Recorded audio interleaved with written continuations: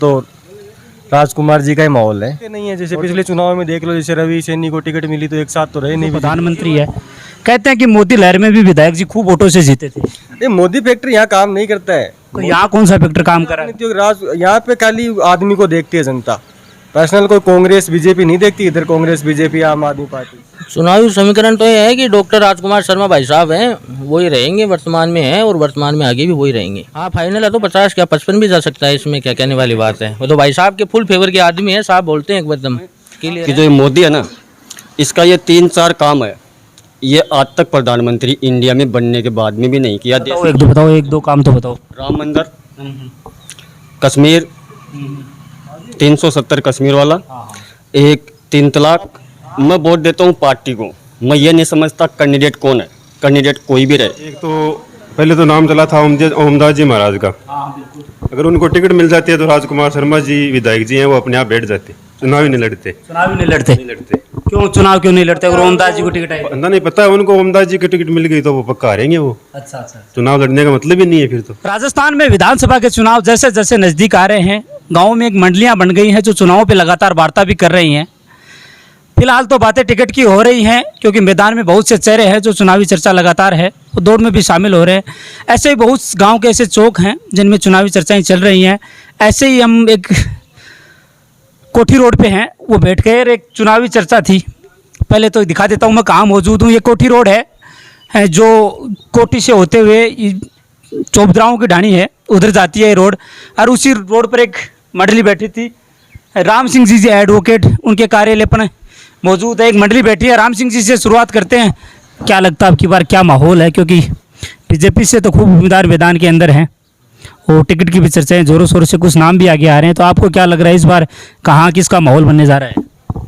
देखो, नवलगढ़ की विशेष रूप से नवलगढ़ की बात करूं तो मेरे को तो ये लग रहा है इधर तो राजकुमार जी का ही माहौल है।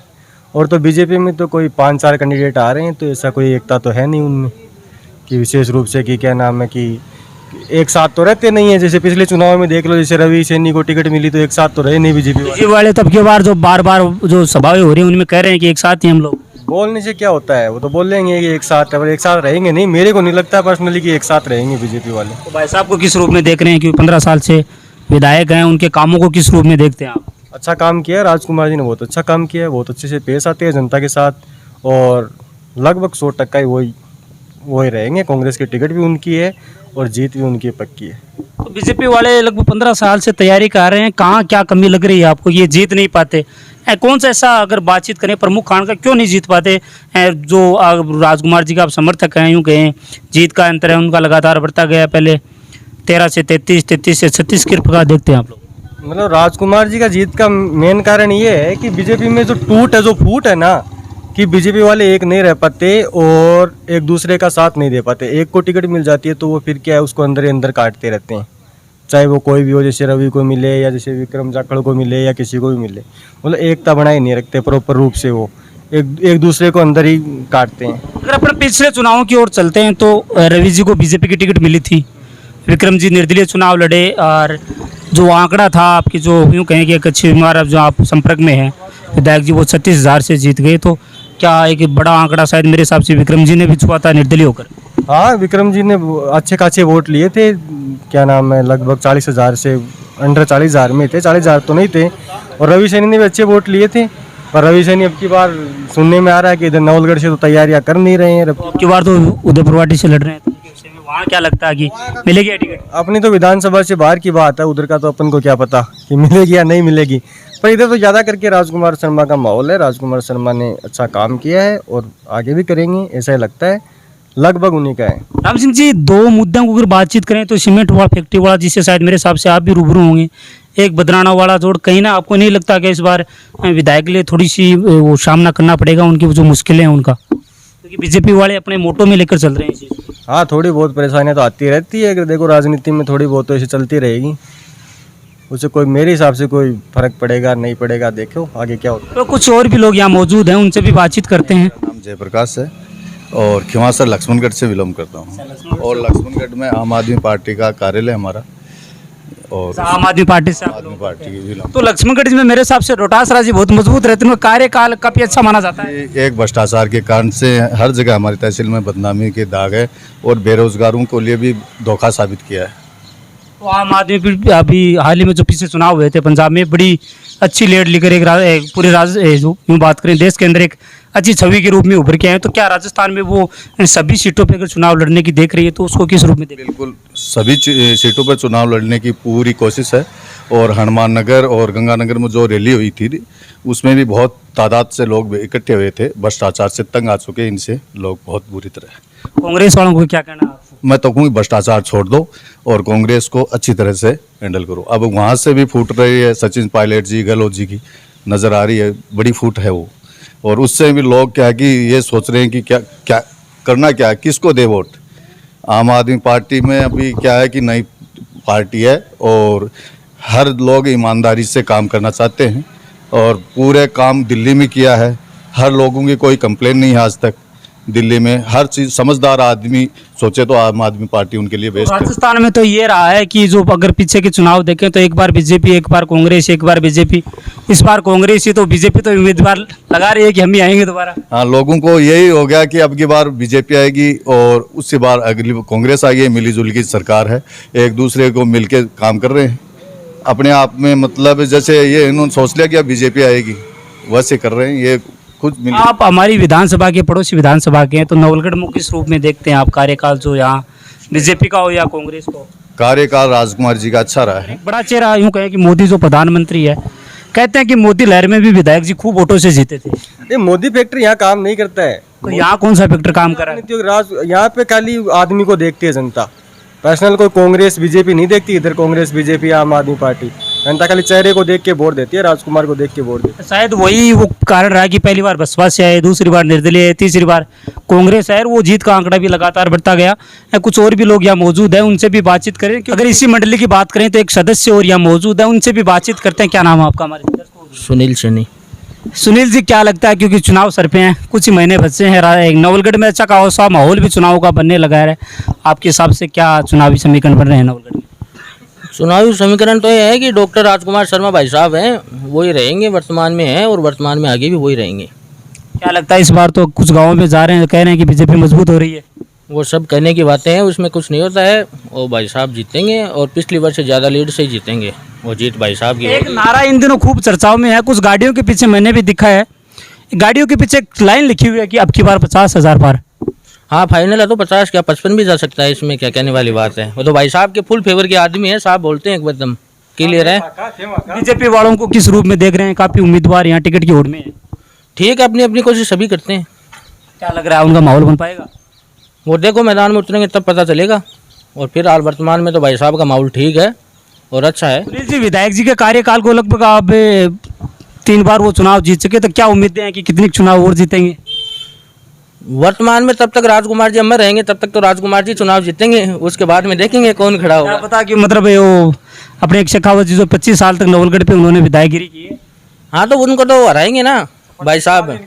25 नहीं, भाई साहब का तो लाभ टाइम है, जब तक ये रहेंगे और तब तक लड़ते रहेंगे चुनाव। इनको कोई हराने वाला नहीं है नवलगढ़ में। तो ये सुनील जी थे, एक यूँ कहें कि डॉक्टर राजकुमार शर्मा के ही समर्थक है, और कह रहे हैं कि अभी तो 15 साल हुए हैं, बहुत सा कार्यकाल है, उनको देखने के लिए और भी मिलेगा। कुछ और भी लोग हैं, उनसे भी अपन बातचीत करते हैं। एक और साथी हमें मिल गए, क्या नाम है आपका? महेश कुमार। महेश जी, चुनाव नज़दीक है, राजस्थान के अंदर सभी पार्टियां मैदानों में हैं। नवलगढ़ से भी डॉक्टर राजकुमार शर्मा 15 साल से विधायक है। जी, बीजेपी इस बार बड़े जोरों शोरों से यहाँ नवलगढ़ में लगी हुई है। क्या आपकी, पहले तो बताइए कि आप किसको वोट दोगे आने वाले, क्योंकि चुनाव नज़दीक है? मैं साहब बीजेपी को दूंगा। बीजेपी को क्यों?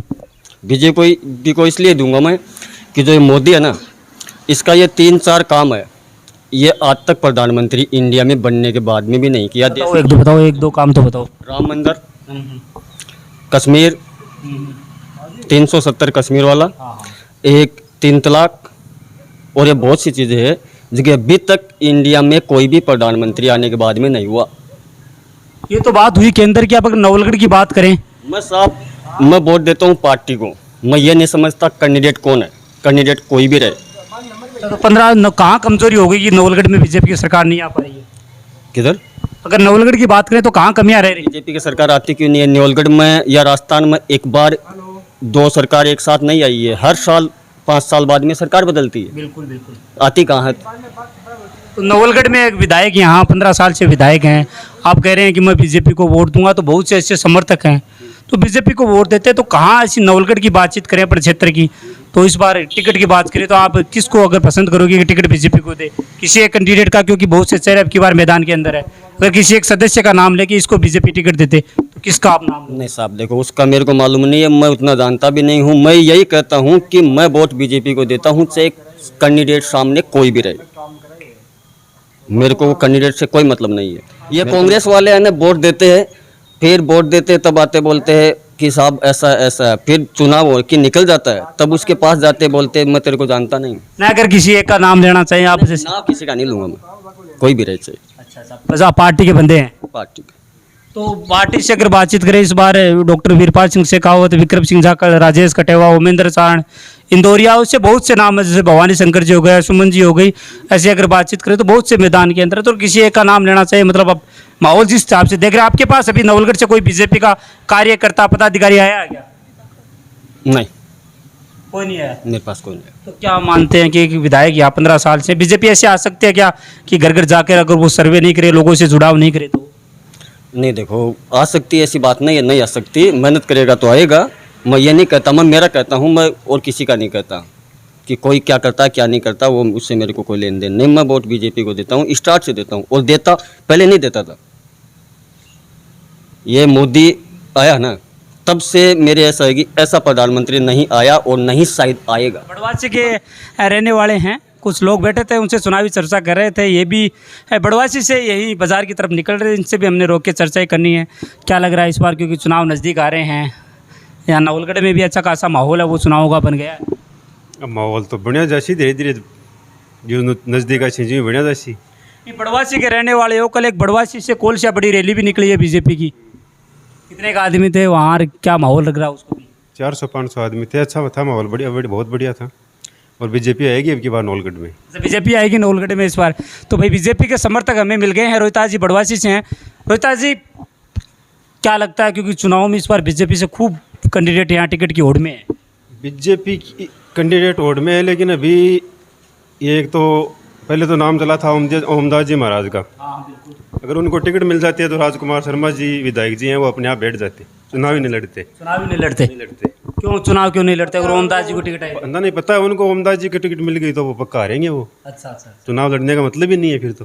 हाँ, पिछली बार 3 बार से चुनाव जीते हैं और टिकट मिलती है, तो उसके बाद में वो वीरपाल सिंह जी है ना, शेखावती वीरपाल सिंह, वो अच्छा आदमी, उसको मिलना चाहिए टिकट। अच्छा, या फिर उसको भी नहीं मिलेगा तो इसको राजेश कटेवा को, और तो बाकी दम नहीं है किसी कैंडिडेट में। एक बड़ा चुनाव में जातीय फैक्टर बड़ा प्रभावी रहता है। एक नवलगढ़ जो क्षेत्र अगर बात की, जाट क्षेत्र है, यहाँ जाटों की संख्या अच्छी मानी जाती है, वोटर्स भी यहाँ ज़्यादा हैं। उसके बाद अगर दूसरी बातचीत करें तो सैनी समाज का आता है, तो इस बार इकलौते कहीं ना कहीं रूप में राजेश जी कटेवा भी दिखाई दे रहे हैं। नहीं जाट भैया जातिवाद नहीं है इसमें सब मिक्स है। अच्छा, जातिवाद बिल्कुल नहीं है। भाई राजकुमार जी 15 साल से यहाँ मैदान में अंदर है, तो इस बार बीजेपी को और राजकुमार को किस रूप में देख रहे हैं नवलगढ़ में? ये राजकुमार शर्मा जी अच्छा आदमी है, काम भी अच्छा करता है, लेकिन कांग्रेस पार्टी से है, और कांग्रेस पार्टी पूरी भ्रष्ट है, ऊपर से लेके राहुल गांधी जी है, वो उसको क्या बोलते हैं, वो दूसरा नाम क्या है उसका, वो तो आप ही बताओगे। वहाँ से लेकर यहाँ तक पूरा भ्रष्ट है। हर वो नरेंद्र मोदी है प्रधानमंत्री, अच्छा आदमी, वो पूरा काम करता है, उसका हर अच्छा काम के खिलाफ कांग्रेस पार्टी खड़ी हो जाती है।